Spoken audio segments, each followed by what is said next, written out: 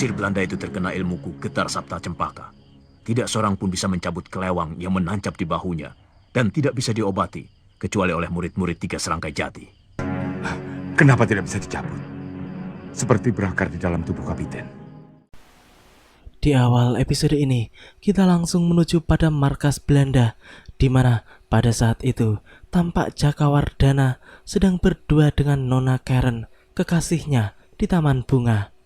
Gadis Belanda itu pun mencoba untuk selalu mempengaruhi Jaka supaya mau tinggal di tempat itu dan bekerja untuk ayahnya, yaitu Kapiten Devos. Di tengah pembicaraan mereka, tiba-tiba datanglah gerombolan Mayangsari yang membawa Kapiten Devos yang terluka dan hampir mati setelah bertarung melawan Kiai Linggajati serta Ki Bintara.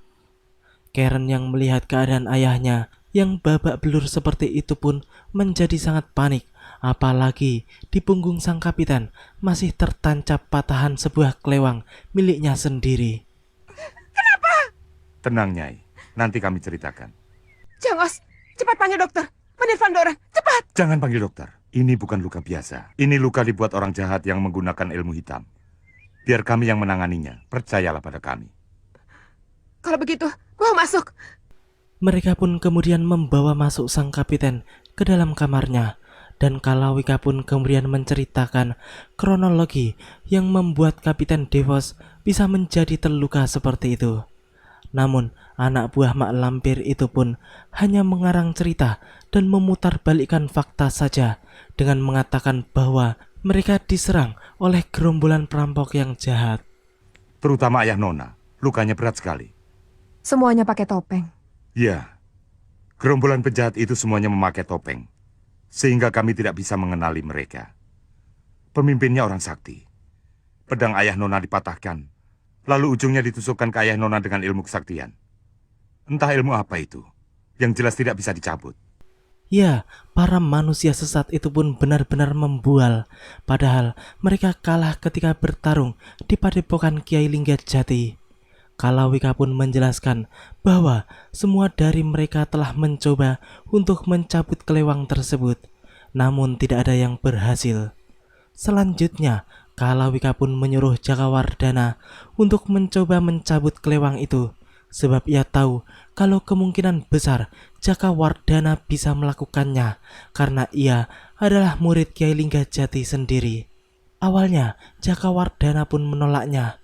Namun, karena dorongan kuat dari Kalawika, mantan gurunya, maka akhirnya ia pun mencoba untuk melakukannya. Nah, cobalah Jaka. Baik, Guru.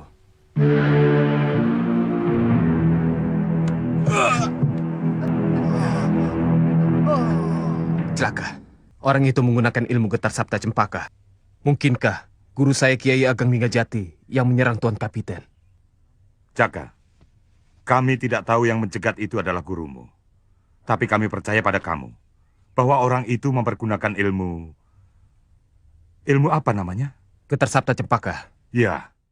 Lagi-lagi, Kalawika pun berlagak bodoh, seakan tidak tahu menahu tentang ilmu yang mengenai Kapiten Devos. Dan justru Jakawardhana lah yang benar-benar bodoh, karena ia tahu siapa pemilik ilmu tersebut. Seharusnya ia bisa berpikir, tidak mungkin gurunya menggunakan ilmu itu jika yang dilawannya bukanlah orang jahat. Ia pun kemudian hanya bisa menuruti kata-kata mantan gurunya itu dan juga permohonan dari Karen, kekasihnya. Sehingga tanpa pikir panjang lagi, ia pun segera mencabut kelewang tersebut, sebab memang hanya dirinya lah yang bisa melakukannya.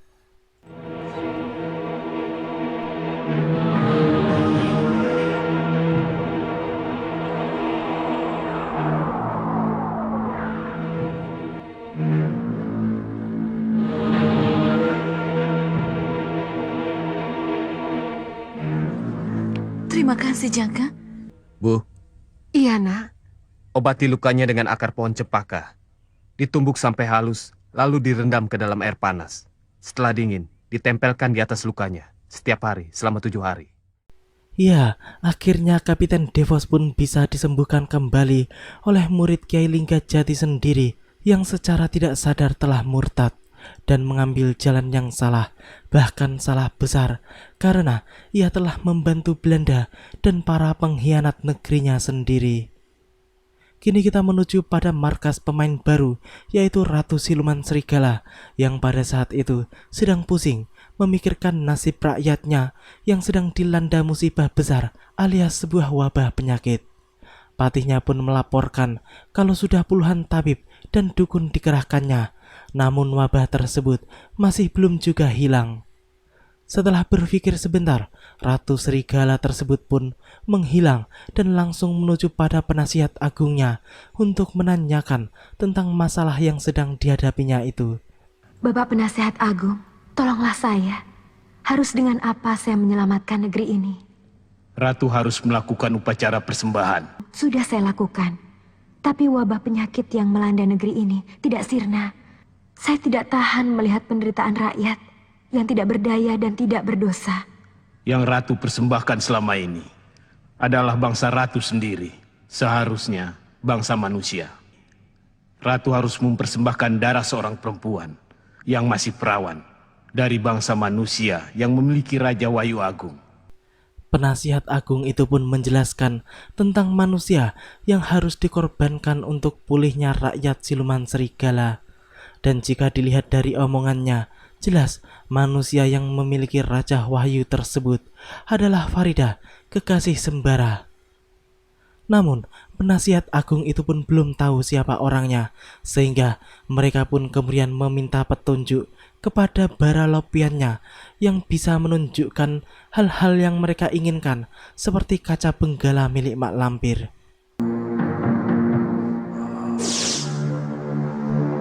Itulah orangnya.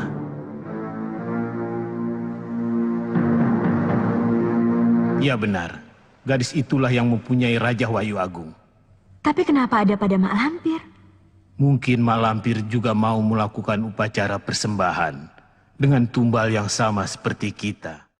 Pada saat itu, Farida memang sedang dibawa oleh Mak Lampir setelah dicurinya dari rumah Nyai Bidara.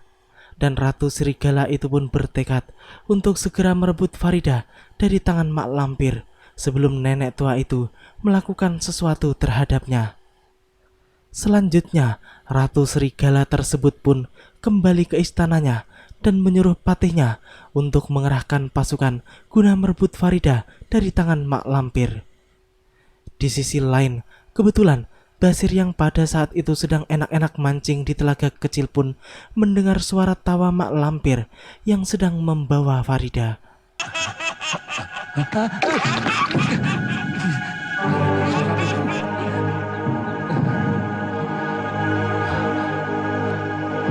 Farida dibawa Mak Lampir. Waduh.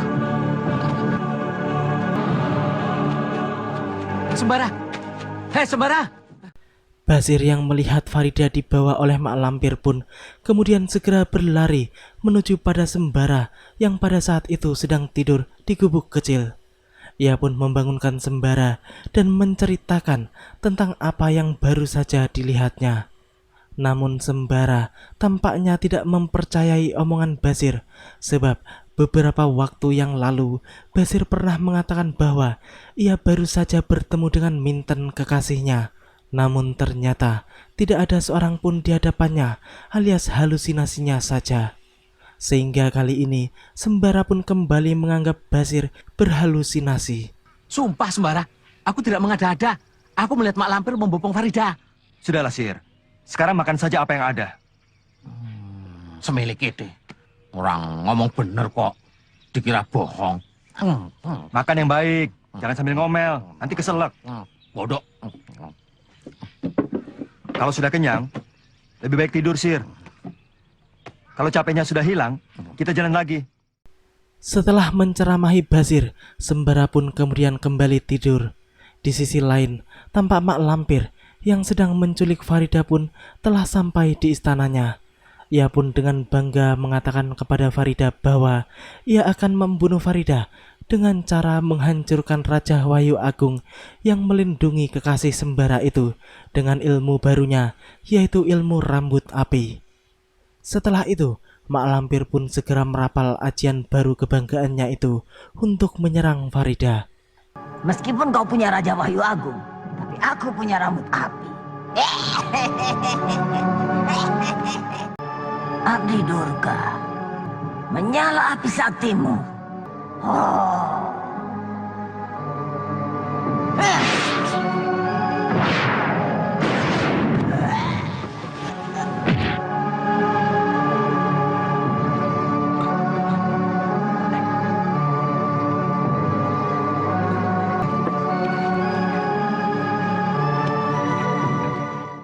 Mak Lampir pun langsung pingsan setelah terkena kekuatan Raja Wahyu Agung Farida.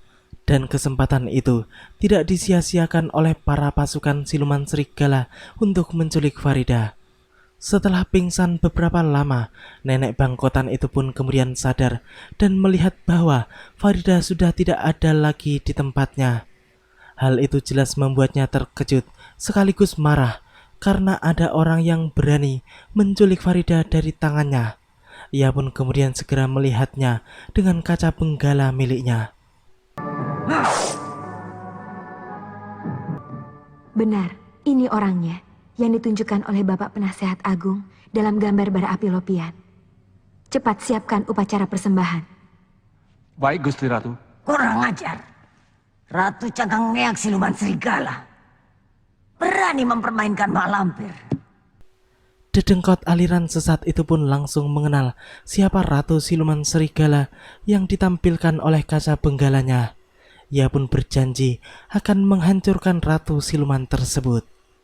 Sementara itu, di istananya, Ratu Siluman Serigala pun tampak sedang memimpin jalannya upacara persembahan tolak bala. Dan ketika detik-detik Farida hendak menjadi tumbal, tiba-tiba datanglah Mak Lampir dengan tawa jeleknya yang menggelegar sehingga membuat seisi ruangan itu bergetar dan mengejutkan para siluman serigala, terutama ratu mereka. Beraninya kau mengusik Mak Lampir. Rasakan akibatnya. Mer!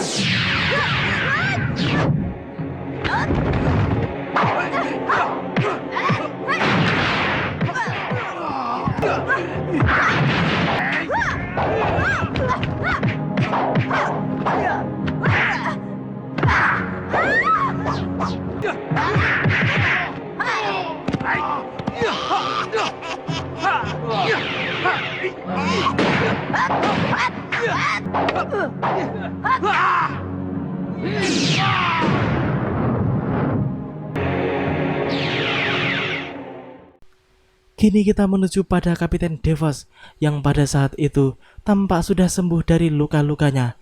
Dan di waktu itu juga ia sedang melakukan pertemuan dengan Mak Lampir di markasnya. Ia pun melaporkan tentang kegagalannya membunuh Kiai Linggajati. Bahkan justru ia hampir mati ketika menghadapi Kiai Sakti tersebut. Sebab Kiai Linggajati kebal terhadap pistol maupun senjata-senjatanya yang lain. Mendengar keluhan dari orang Belanda itu, Mak Lampir pun menjelaskan kalau semua ilmu kebal pasti memiliki kelemahan alias memiliki keapesan masing-masing. Orang yang punya ilmu kebal punya permati sendiri-sendiri. Sebentar. Tunjukkan permati Kiai Ageng Linggajati. Telas busuk. Hah?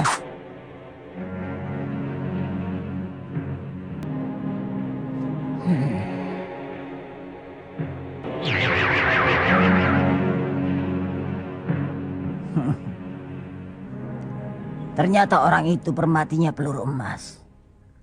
Jadi kalau Kapiten ingin bisa membunuh Kiai Ageng Linggajati, Kapiten harus menggunakan peluru emas. Demikianlah alur cerita di episode kali ini. Nantikan kelanjutan kisahnya di episode yang akan datang.